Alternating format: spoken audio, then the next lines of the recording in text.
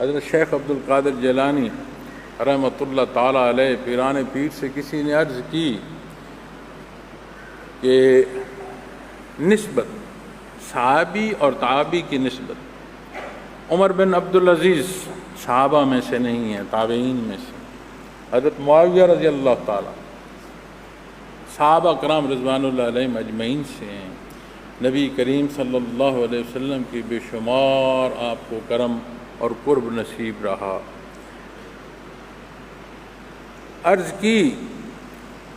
عمر بن عبدالعزیز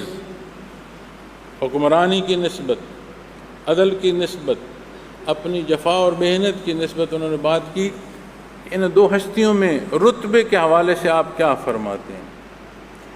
انہوں نے فرمایا حضرت معاویہ رضی اللہ تعالیٰ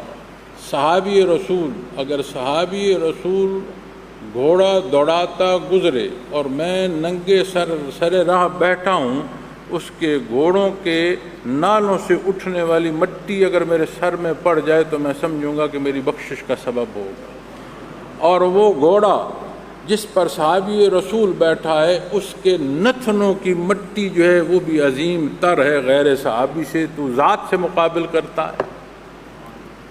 کیوں، کیسے نصیب ہوا؟ معیت محمد رسول اللہ صلی اللہ علیہ وسلم سے، وفیکم رسول، سبحان اللہ، یا اللہ کتنا تیرا احسان۔